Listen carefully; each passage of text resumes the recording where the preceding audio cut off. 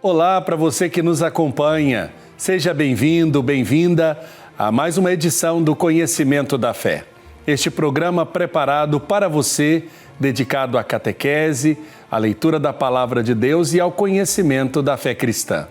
Uma alegria poder entrar na sua casa, aí onde você está, acompanhando a programação da TV Pai Eterno. Nesta semana, semana de muita bênção e graça para todos nós, vamos mergulhar com o sentido daquilo que o Senhor nos pede da Igreja e, de modo especial, rezando, pedindo ao Pai Eterno a sua bênção para mais este encontro. Pai nosso que estais nos céus, santificado seja o vosso nome. Venha a nós o vosso reino, seja feita a vossa vontade, assim na terra como no céu. O pão nosso de cada dia nos dai hoje. Perdoai-nos as nossas ofensas, assim como nós perdoamos a quem nos tem ofendido. E não nos deixeis cair em tentação, mas livrai-nos do mal. Amém. Peçamos a intercessão da Mãe do Perpétuo Socorro. Ave Maria, cheia de graça, o Senhor é convosco. Bendita sois vós entre as mulheres, e bendito é o fruto do vosso ventre, Jesus. Santa Maria, Mãe de Deus, rogai por nós, pecadores, agora e na hora de nossa morte. Amém. E eu tenho um convite especial a fazer para você. Entre em contato hoje mesmo com a nossa central de relacionamento para deixar a sua mensagem ou seu pedido de oração. Você também pode enviar mensagens pelas redes sociais, @Basílica Pai Eterno. Acesse o nosso portal paieterno.com e faça parte desta obra de evangelização, contribuindo com o novo santuário. Tome a decisão de fazer parte desta família de amor. Ligue para nós ou envie uma mensagem por este número que também é o WhatsApp, 62 3506 9800. Ou, se você está com o seu telefone em mãos, que você possa baixar na sua loja de aplicativos o nosso aplicativo Pai Eterno, gratuitamente, para você estar mais próximo da nossa família. Neste 18º volume da série Cadernos do Concílio, Guilhermo Juan Morando analisa a missão da Igreja à luz da Lumen Gentium. Ele destaca que a evangelização tem sua origem no amor trinitário de Deus, com o objetivo de que os homens vivam em comunhão com Cristo e alcancem a plenitude divina. A Igreja se apresenta como um sinal no mundo, uma realidade visível e social que remete a uma dimensão invisível e espiritual, atuando como um instrumento de salvação que Deus utiliza para a humanidade. Para aprofundarmos mais sobre a temática A Igreja é para a Evangelização, eu tenho a alegria de receber Dom André Vital, bispo diocesano de Limoeiro do Norte, no Ceará. Dom André, que já é conhecido dos nossos telespectadores, uma alegria recebê-lo mais uma vez aqui no nosso programa. Então, para mim também uma grande alegria poder estar mais uma vez aqui com o nosso caríssimo Padre Wellington e neste espaço muito importante que tem ajudado tantas pessoas, né, a crescerem nesse conhecimento da fé, que não é apenas uma questão teórica de saber algumas ideias com clareza, mas sobretudo de buscar um fundamento para a sua esperança, um fundamento para o seu modo de ser, agir, de relacionar-se no mundo, iluminados pela fé. Dom André, nós estamos trabalhando durante esse período esta coleção Cadernos do Concílio, uma coleção que foi traduzida pelas edições CNBB para que nós pudéssemos ter acesso a estes estudos que, por assim dizer, tomam temas do Concílio Vaticano II. O Papa Francisco é quem nos faz esse convite para que possamos redescobrir a beleza do ensinamento do Concílio Vaticano II, que ainda hoje instiga a fé da Igreja, de todos os cristãos, e nos chama a sermos mais responsáveis, oferecendo a nossa contribuição para o crescimento de toda a humanidade. É também uma oportunidade de celebrarmos o jubileu do ano que vem, Peregrinos de Esperança. Antes da gente começar nesse tema do caderno 18, a igreja é para a evangelização, eu queria fazer uma pergunta para o senhor, Dom André, porque nós temos uma ideia do concílio, talvez, de pensar que o concílio, por ter acontecido já há muitos anos, há algumas décadas, né? Se encerra ali em 65, talvez imaginarmos que o concílio já se esgotou nas suas propostas ou que talvez haja a necessidade de repensarmos agora o modelo eclesial que a igreja abraçou desde o Vaticano II. Eu pergunto ao senhor, o Vaticano II já teve todas as suas ideias implementadas ou, por assim dizer, ele já é um concílio esgotado diante das iniciativas propostas pelos padres conciliares e presentes naqueles documentos do concílio? Evidentemente, quando nós falamos do concílio, falamos de um evento que é ápice, mas também um evento que inicia alguns processos. E claro que nós não podemos pensar que o concílio, como esse evento tão importante na história da igreja, já tenha se esgotado apenas em 60 anos, né? Porque o concílio, você bem lembrou, ele finalizou em 65, né? Porém, ele iniciou em 62 e toda uma preparação, e isso significa que 60 anos para uma igreja que já tem mais de 2.000 anos, então isso é impossível que um evento de um significado, de uma importância incontestáveis tenha se esgotado, né? Porque o concílio não foi apenas para discutir algumas ideias e elaborar algumas teses ou alguns documentos, mas o concílio foi um momento de graça, um Pentecostes, de renovação da própria igreja, e renovando a igreja no sentido de consolidar ainda mais os seus fundamentos, as suas bases. Não foi uma invenção de algo novo, como se houvesse uma ruptura, mas pelo contrário, o concílio vem retomar tudo aquilo que, de fato, ao longo de 2 milênios, a igreja tem aprofundado como consciência da sua natureza e da sua missão. Então, temos muito ainda o que aprender e a descobrir. Foi uma intuição muito louvável, esta do Papa Francisco, de nos prepararmos para a celebração do grande jubileu de 2025, retomando, aprofundando o conhecimento dessas 4 constituições importantíssimas do Concílio Vaticano II. Ele propôs o ano passado que fosse o ano do estudo, mas percebemos que um ano não é suficiente, e tanto que muitas dioceses estão ainda nesse momento de retomada desses documentos, e certamente não vamos encerrar no próximo ano, né? Porque esse material que você tem em mãos, ele é muito rico, muito profundo e que deve ser bem aproveitado. Dom André, quando nós falamos de igreja, e aqui é o tema, claro, da Lumen Gentium, mas o ponto que o caderno 18 desta coleção aborda é uma afirmação de finalidade, dizendo: a igreja é para a evangelização. Mas começando sobre o termo igreja. Quando dizemos igreja, o que o Concílio Vaticano II entende por igreja? Antes de tudo, assim, a questão terminológica, ela não abarca tudo, né? Porque é uma tentativa de expressar uma ideia, um conceito. Mas a igreja, essa palavra de origem grega, é uma tentativa de uma tradução já de uma experiência do Antigo Testamento, né, dessa convocação, né? Povo de Deus convocado, e portanto, kahal, né, o termo hebraico, para se referir a esse povo convocado pelo próprio Deus para realizar uma missão, que a gente poderia resumir em poucas palavras, naquela palavra do profeta Isaías, até mesmo retomada por Jesus, né, uma luz para as nações. Então, o povo escolhido para ser um instrumento de Deus, para que essa boa notícia, né, que no Novo Testamento se chamará o Evangelho, alcançasse todos os povos. E o concílio retoma justamente essa noção fundamental de igreja, né, de povo convocado, povo eleito, povo chamado e enviado.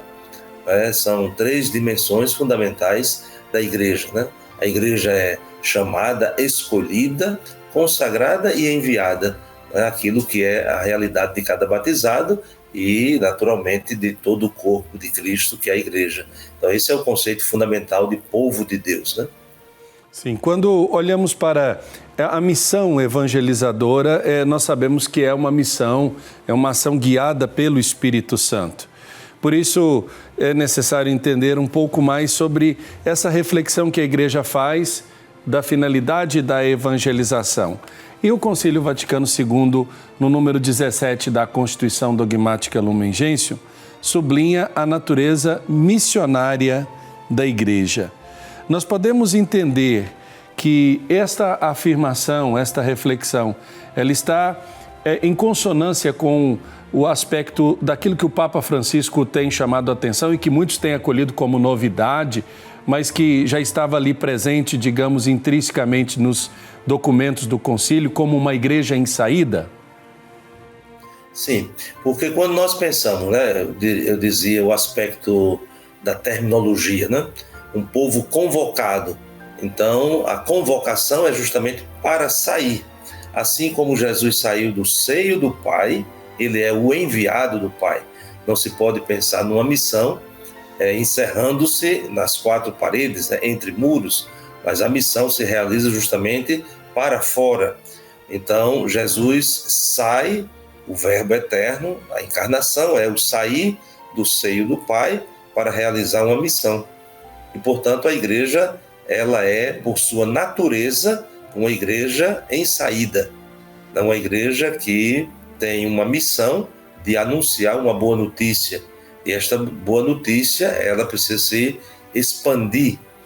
Então, ela precisa sempre mais desse espaço, e aqui não dizemos apenas o espaço físico, né?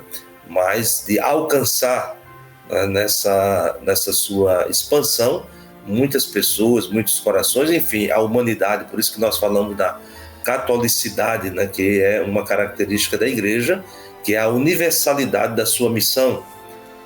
A igreja que é enviada como o mandato de Jesus, ir por todo mundo e fazer discípulos meus de todos os povos. Então, esse sair da igreja é da sua própria natureza, não é de uma circunstância. Não podemos pensar a igreja em saída como se fosse algo de hoje, né? Mas a igreja em saída, podemos assim dar aquela marca, o ponto de partida, né? A igreja que, recebendo o Espírito Santo, abre as portas do cenáculo e sai, né? E vai pelo mundo afora e continua esse mandato de Jesus ainda hoje. Quando falamos então dessa experiência, o Pentecostes é fundamentalmente o nascimento da igreja enquanto comunidade de fé. Essa experiência, depois de afirmada até mesmo na própria Constituição Lumen Gentium, diz e delinea que o Espírito Santo é quem dirige e anima a igreja. E quando nós falamos que a igreja é para a evangelização, existiram talvez reflexões ou conceitos, reflexões que entenderam a evangelização de forma diferente do que se entende hoje. É correto pensar isso? Assim, nós podemos falar de uma pluralidade de expressões de uma mesma realidade. Porém, não há uma mudança essencial, porque quando se muda a essência, se muda também a natureza. Então, nós não podemos imaginar que, por um tempo, a igreja não evangelizou, mesmo com métodos, com instrumentos, com circunstâncias diferentes das nossas, mas a igreja, na sua missão, ou ela evangeliza ou ela não cumpre a sua missão. Então, nós podemos imaginar ao longo da história que o grande desafio, e claro, se fôssemos fazer uma retrospectiva histórica, vamos ver que há modalidades, há uma riqueza, uma pluralidade muito grande dessas expressões do anúncio do Evangelho. Porém, a igreja só é igreja se ela anunciar o Evangelho. E o que é o Evangelho? O Evangelho não é uma ideia sobre a religião, uma ideia sobre a fé, uma ideia sobre a Escritura. O Evangelho é a apresentação, a transmissão de um encontro com uma pessoa. E essa pessoa é Jesus, o Filho de Deus que se encarnou. Por isso que o Papa Francisco, né, na sua bela exortação, ele vai dizer, né, Evangelii Gaudium, a alegria do Evangelho brota justamente do encontro com a pessoa de Jesus e não com o conhecimento de um livro. Então, ao longo da sua história, e claro, o ser humano tem as suas dificuldades, as suas limitações, nem sempre realiza, né, aquilo que deveria de fato fazer, com os seus pecados e assim por diante. Nós podemos perceber algumas falhas nesse processo de evangelização, porém a evangelização ela é da natureza da igreja. Como dizíamos, se ela não evangelizou, ela não era igreja. E isso nós não acreditamos. Acreditamos que a igreja, mesmo com todas as suas vicissitudes, as suas dificuldades, as suas misérias da parte humana, ela sempre evangelizou, ou seja, anunciou a boa notícia do amor de Deus dirigido à humanidade. Perfeito. Nós estamos conversando sobre o ponto 18 dos Cadernos do Concílio, a Igreja é para a Evangelização, que reflete o número 17 da Lumen Gentium, falando sobre a natureza missionária da Igreja. Está conosco Dom André Vital. Nós vamos para um rápido intervalo.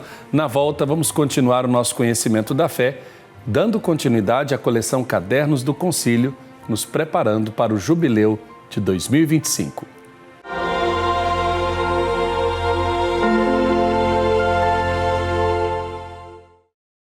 Estamos de volta com o nosso conhecimento da fé, este encontro que nos ajuda no crescimento do conhecimento da Palavra de Deus e da verdade da fé da Igreja.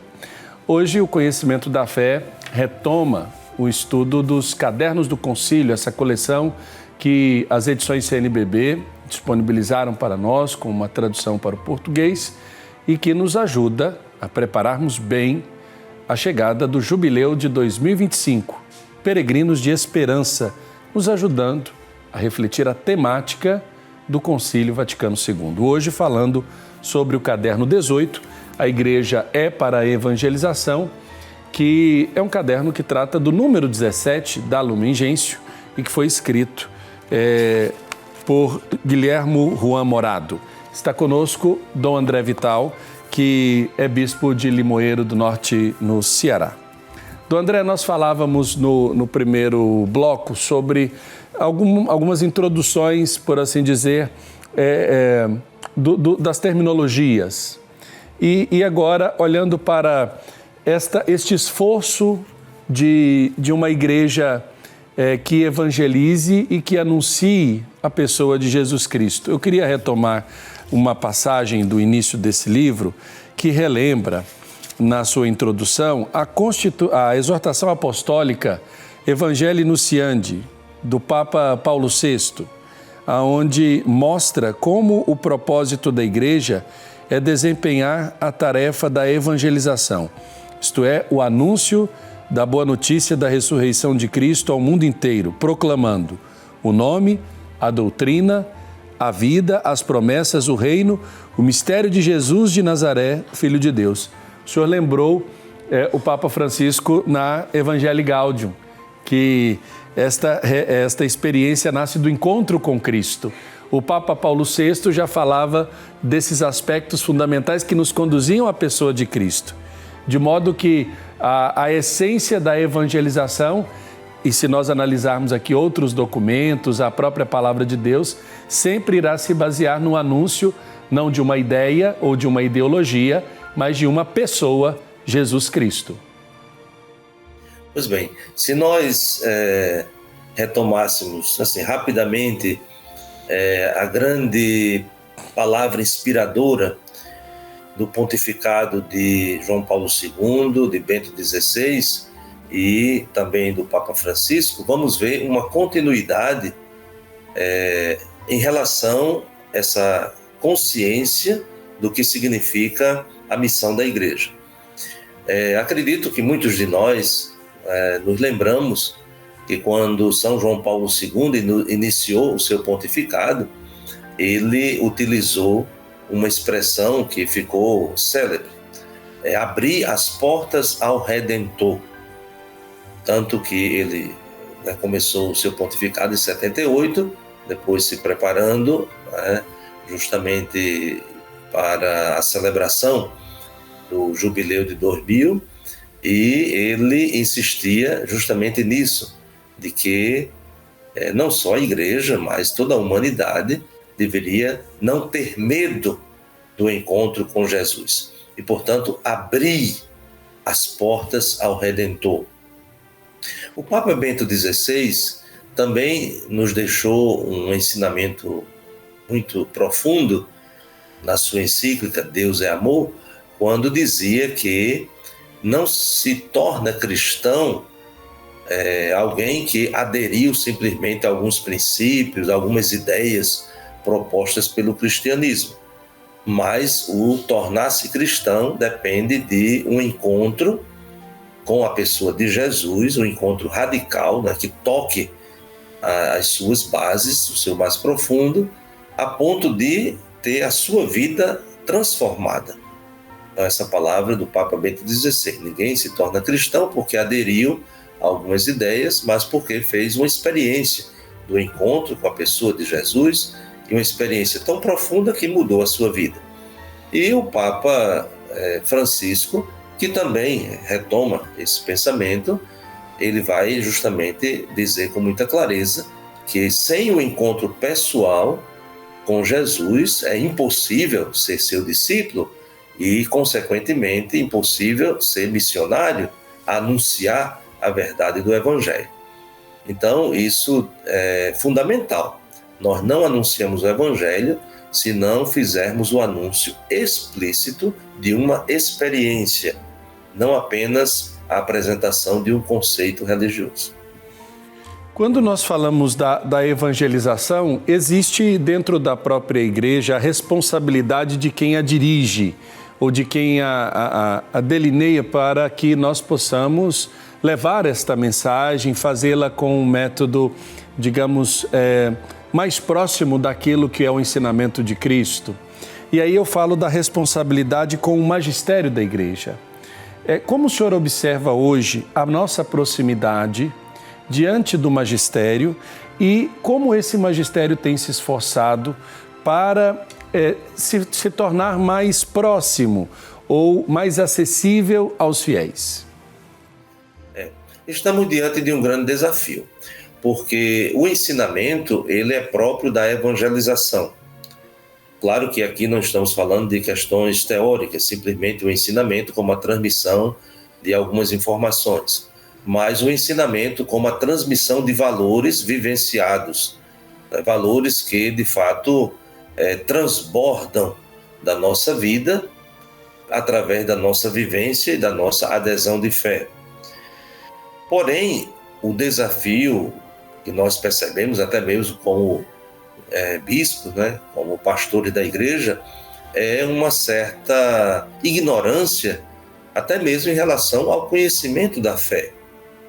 Nós temos aí 60 anos do concílio, documentos preciosos, de uma clareza teológica e também com perspectivas pastorais, mas desconhecidos por grande parte de membros da igreja, inclusive aqueles que deveriam ser os propagadores desse ensinamento. Então, nós percebemos essa dificuldade também de conhecer o ensinamento. Jesus, no mandato missionário, ele diz assim: ide por todo o mundo, pregai o evangelho a toda criatura, fazei discípulos meus. E como se faz o discípulo? Ensinando tudo o que eu vos mandei. Então, o ensinamento, o magistério, ele é fundamental na missão da igreja. Sem o conhecimento, nós não podemos nos aproximar da realidade.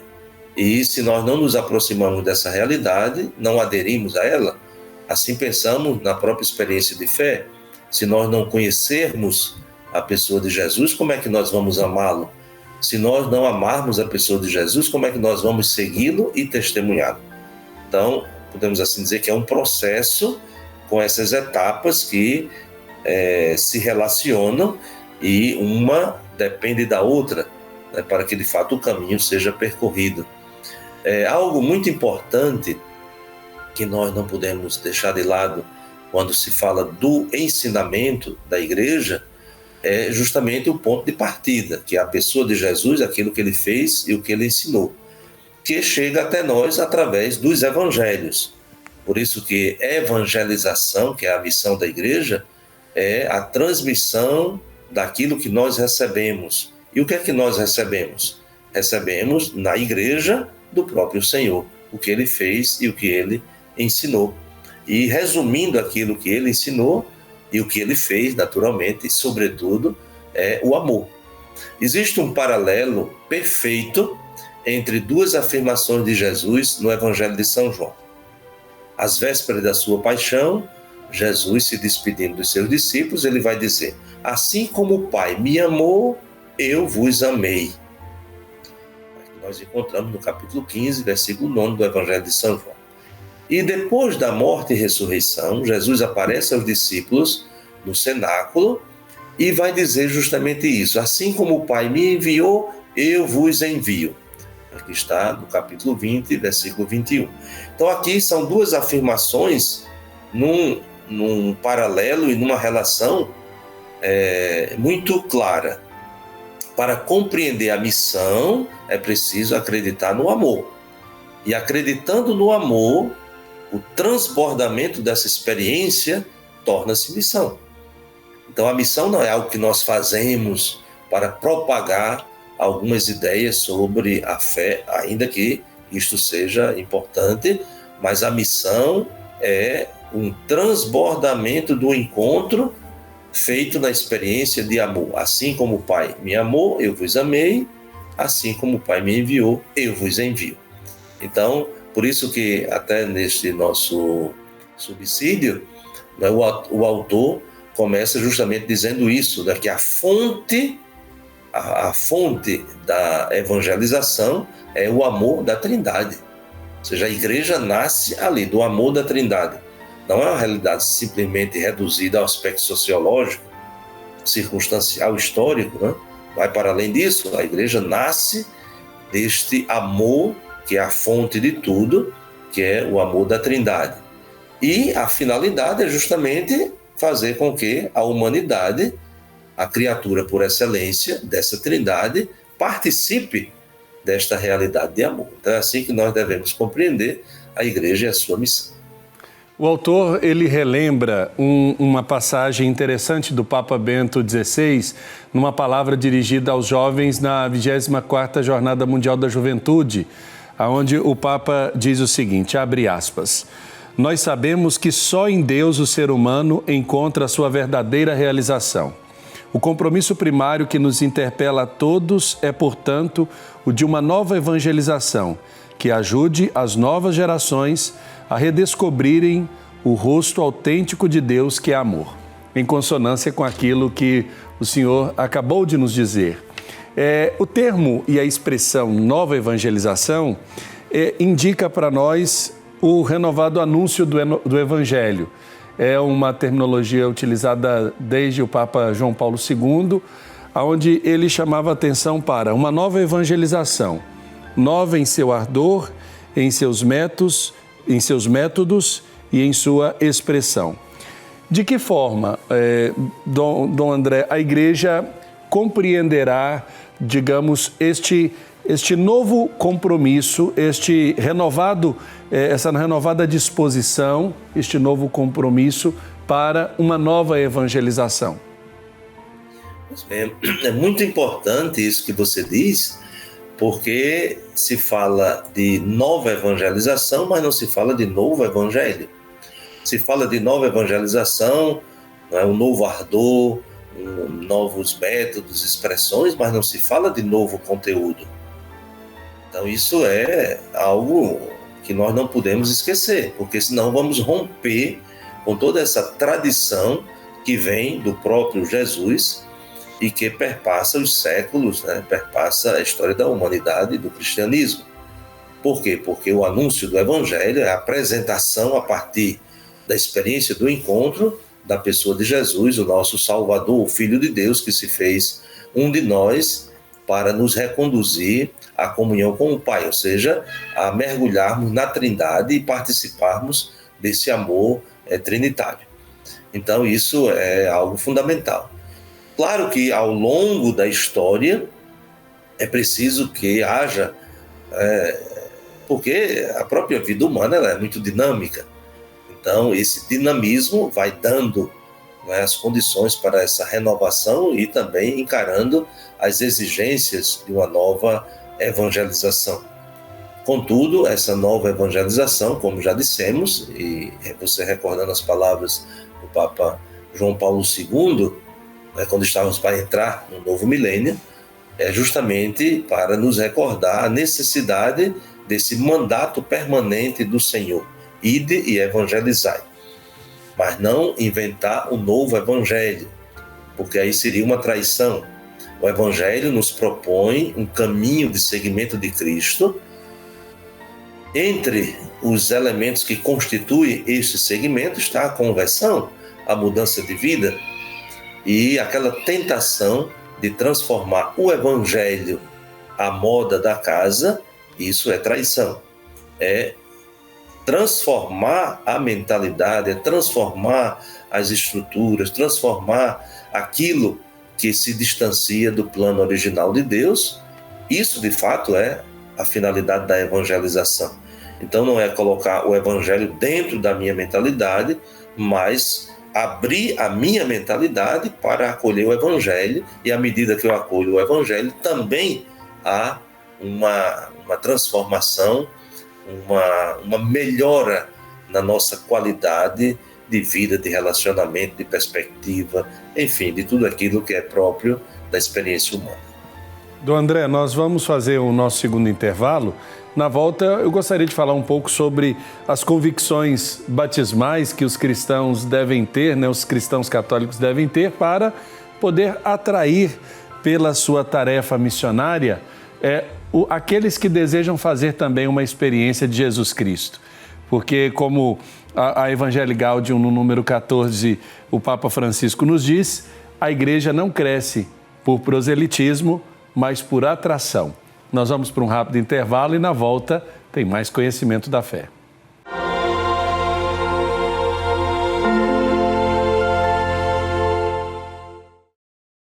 Estamos de volta com o conhecimento da fé desta semana, retomando a coleção Cadernos do Concílio, que nos ajuda a refletir sobre a nossa preparação para o jubileu de 2025, Peregrinos de Esperança, e retomando as verdades do Concílio Vaticano II, as ideias que este concílio nos ajudou a amadurecer e, por assim dizer, a abraçar para estarmos cada vez mais próximos de Jesus Cristo, do seu Evangelho e da essência da missão da Igreja. Nós estamos falando com Dom André Vital, falando sobre o Caderno 18, e Dom André, que é bispo de Limoeiro do Norte, no Ceará, está nos ajudando a compreender a realidade daquilo que o autor nos afirma neste livro. A Igreja é para a evangelização. Dom André, existe uma grande diferença quando falamos de evangelização entre proselitismo e atração. É interessante isso, porque quando falamos de proselitismo, talvez muitas pessoas ainda pensem que evangelização, quando se fala de igreja, trata-se de fazer esse proselitismo. E isso os documentos da igreja afirmam e reafirmam de tempos em tempos que não é. A evangelização para a Igreja Católica não é proselitismo. Então, o que é esta atração da qual o Papa Francisco nos diz na Evangelii Gaudium número 14? Pois bem, essa é uma expressão que já foi utilizada pelo Papa Bento XVI no seu discurso na Assembleia de Aparecida, em 2007. Então, o Papa, dando a sua palavra naquela conferência episcopal latino-americana e caribe, então ele vai justamente usar essa expressão que se tornou célebre. A Igreja atrai e não simplesmente convence do ponto de vista teórico ou até mesmo emocional. E o que é essa atração? A atração é algo que nós podemos verificar como ser puxado por dentro, não simplesmente ser empurrado por fora. Então, há a diferença de atrair e de empurrar. E quando nós falamos do Evangelho, o Evangelho vem em direção a anseios profundos do ser humano. Então, por que nós somos atraídos pela água? Não é porque ela nos puxa por fora, mas ela nos atrai por dentro por causa de nossa sede. Por que nós somos motivados a buscar um alimento? Não é porque o alimento exerce uma força externa sobre nós, mas pelo contrário, porque ele vem para saciar a nossa fome. Então, quando nós pensamos o Evangelho, ele vem para saciar a nossa fome, para matar a nossa sede, para nos iluminar, para mostrar caminhos e assim por diante. Então, não são coisas externas, simplesmente que se impõem, mas necessidades internas que buscam, né, na própria expansão da experiência, encontrar a sua realização. Então, quando nós pensamos o anúncio do Evangelho, e até mesmo o nosso documento, ou melhor, esse subsídio, inspirado nos documentos que tratam sobre a missão, destacam, eu vi quatro aspectos fundamentais da evangelização. A alegria. Por quê? Porque o Evangelho é boa notícia, e boa notícia é boa notícia porque provoca alegria. Então, a alegria é uma experiência transbordante que sempre atrai.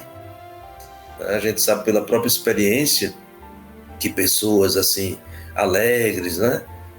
Pessoas que demonstram, né, nas suas atitudes, nos seus relacionamentos, essa paz interior, né, que se expressa também na alegria, elas são atraentes.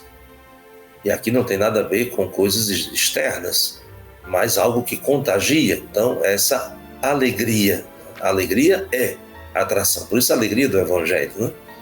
Depois não pode ser uma alegria de qualquer motivação. Também há uma certa confusão hoje, né, que as pessoas buscam alegrar-se e às vezes buscando as motivações que são até contraditórias com a verdadeira alegria. Mas a nossa alegria, a alegria cristã, é a alegria do encontro com aquele que é a nossa vida. Depois, um outro aspecto, né, da evangelização, que vai nessa linha, né, da atração, é justamente a necessidade. Então, nós necessitamos do Evangelho. E, às vezes, as pessoas têm até dificuldades de reconhecer o que, de fato, elas necessitam. Então, a igreja, na sua missão, ela também precisa ajudar na evangelização a perceber que é uma necessidade. Às vezes nós somos tentados a oferecer o que as pessoas querem, mas não o que as pessoas necessitam. E isso é um desafio muito grande, né? Discernir o que de fato necessita e não só quer. Depois, sendo uma necessidade, torna-se um direito. As pessoas têm o direito de acolher o Evangelho, têm o direito de ouvir o Evangelho. Por quê? Porque são necessitadas e, consequentemente, torna-se um dever. Aquela palavra de São Paulo, né? Ai de mim se eu não evangelizar. Então, vamos dizer assim, é todo um processo, né? Aqui destacamos esses 4 aspectos, esse processo de atração, né? Que se parte não de uma obrigação, mas de um testemunho alegre. O testemunho de quem de fato encontrou a pessoa de Jesus e aquilo que ele vai dizer, até num contexto um tanto de dor, né, que é o contexto da despedida, para que a minha alegria esteja em vós e a vossa alegria seja plena. Então, a alegria não significa apenas uma satisfação, né, um saltitar, mas uma expressão de uma paz interior profunda. Então, essa alegria, ela é contagiante, ela atrai, ela chama a atenção, né? Então, a gente precisa fazer trabalhar bem essa questão do encontro com a pessoa de Jesus, que nos enche de verdadeira alegria, e naturalmente isso será um sinal para as outras pessoas, sobretudo no mundo que está marcado por tanta tristeza, por tanta desesperança. Então o Evangelho, mais do que nunca, é algo necessário, urgente de ser anunciado. Dom André, quando nós falamos das tarefas dentro da igreja e da especificidade das vocações, algumas pessoas podem pensar, talvez até de modo equivocado, de que a tarefa da evangelização, ela caiba somente àqueles que estão talvez mais ligados à estrutura diretiva ou à coordenação das comunidades. E eu pergunto ao senhor, é uma oportunidade também de compreendermos melhor a quem se destina esse chamado a evangelizar. Quem é o responsável, ou quem são os responsáveis pela evangelização na igreja? Nós reconhecemos, né, pelo próprio modo de Jesus fazer, né, que Jesus, ele convocou aquele grupo dos discípulos, confiou a eles a missão e, portanto, nós identificamos aqui, até nos documentos da igreja, né, o primeiro responsável pela evangelização, o sumo pontífice. Depois os apóstolos, né, o colégio episcopal, né, os bispos. Depois aqueles que estão associados aos bispos no sacerdócio. E vai ampliando, né? A gente apresenta aqui dentro dessa perspectiva um tanto metodológica, mas isso não significa que estamos reduzindo. Pelo contrário, veja que vai ampliando. Começamos, com o sucessor de Pedro, o sucessor dos apóstolos, aqueles que estão associados a essa missão e todo batizado. Então, todo batizado é um evangelizador. E aqui não pensamos a evangelização apenas como a transmissão sistemática, né, de um determinado conteúdo ou com determinadas estratégias que nós chamamos, né, de atuação missionária, mas o fato de viver o seu batismo, de aderir pela fé à pessoa de Jesus, isso já é uma boa notícia. Então, a evangelização é anúncio de uma boa notícia. E qual é essa boa notícia? É o bem da salvação que nos chega. Então, se esse bem nos chega e nós transmitimos isso, estamos evangelizando. Claro que aqui eu não quero apresentar uma visão simplista ou simplória da evangelização. Então, basta batizar, então ali já é evangelizador. Não, claro que não. Porque, infelizmente, temos tantos batizados que nem consciência disso têm. Então, a evangelização, de fato, exige de nós empenho, mas parte sempre do testemunho. Então, esse testemunho que dá a consistência, né, daquilo que nós anunciamos. Se não houver a vivência, mesmo dentro de muitas limitações, daquilo que nós anunciamos, então a palavra que nós anunciamos, ela cai no vazio.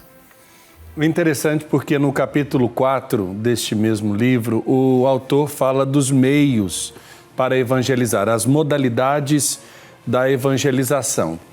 É fato que ao longo da história da humanidade, os modos de evangelizar foram se modificando, porque as plataformas, os espaços foram se diversificando para que pudéssemos evangelizar. Prova disso é o que estamos fazendo nesse momento, né? Talvez há muitos anos atrás não imaginávamos utilizar a televisão para evangelizar. E tantas outras realidades e possibilidades nos são colocadas à disposição como modos ou meios para a evangelização. É preciso saber utilizar bem esses meios, não é mesmo, Dom André? Sim, sem dúvida. E é muito interessante, já que você destacou, que o nosso autor, ele também apresenta os meios de comunicação social como um instrumento de evangelização, né? Isso é muito interessante. Ele até diz, né, nós, através de um meio de comunicação, né, de uma rede social, nós atingimos milhões de pessoas, porém, e aqui é uma uma advertência que o nosso autor faz, é muito interessante, é que nós não podemos perder de vista que mesmo atingindo, né, milhões de pessoas através desses instrumentos, não podemos perder de vista nem prescindir dessa verdade que o evangelho é direcionado à pessoa e não uma massa anônima. Então, mesmo que a gente observe, tantas pessoas estão nos seguindo, tantas pessoas estão nos acompanhando, mas aquilo que nós estamos transmitindo precisa alcançar o coração de pessoas concretas e não de números que nós possamos contabilizar. Então, não basta só dizer, eu tenho tantos seguidores nesse canal de evangelização, tantas pessoas estão nos acompanhando através desse nosso programa. Mas aquilo que nós estamos transmitindo, estamos alcançando o coração das pessoas, a fim de convidá-las também para essa experiência do encontro com a pessoa de Jesus que transforma a vida, o encontro com a pessoa de Jesus que nos dá a verdadeira alegria, o interesse de aprofundar aquilo que está recebendo, as sementes que estão sendo lançadas estão sendo de fato cuidadas num bom terreno para poder produzir frutos. Então é algo interessante que esse nosso autor chama atenção quando trata da questão dos meios para evangelizar, destacando entre eles os meios de comunicação social. Ou seja, não é apenas uma questão de alcançar um número de pessoas, mas de alcançar o coração dessas pessoas que estão sintonizadas e acompanham. Dom André, eu quero agradecer a oportunidade da nossa conversa. Infelizmente, o nosso tempo já está finalizando, mas eu gostaria que o senhor deixasse uma mensagem para quem nos acompanha nesse nosso conhecimento da fé, falando sobre um tema tão importante que é este da realidade da igreja e da sua finalidade, para a evangelização. A evangelização, que é a boa notícia do evangelho, da pessoa de Jesus, não é uma opção para quem aderiu à fé cristã, mas é a sua condição de viver e conviver. Então, que a nossa vida, mesmo com todas as nossas limitações, seja essa luz, como o próprio Jesus diz, vós sois o sal da terra, vós sois a luz do mundo, e assim o evangelho estará sendo anunciado e atraindo, não apenas divulgado teoricamente. Nos dê a bênção, Dom André, por favor. Então, que o Senhor Todo-Poderoso, na sua infinita bondade e misericórdia, no seu amor, abençoe-vos, Ele que é Pai, Filho e Espírito Santo. Amém. Amém. O nosso agradecimento a Dom André Vital, bispo diocesano de Limoeiro do Norte, no Ceará, que nos ajudou neste conhecimento da fé desta semana. Lembrando a você que compete a cada discípulo de Cristo o dever de difundir a fé, nos lembra o Concílio Vaticano II. A evangelização é tarefa de toda a Igreja, como nos ensina o Papa Francisco, um povo que peregrina para Deus. Muito obrigado pela sua audiência. Até a próxima semana com o nosso encontro, o Conhecimento da Fé. Um abraço.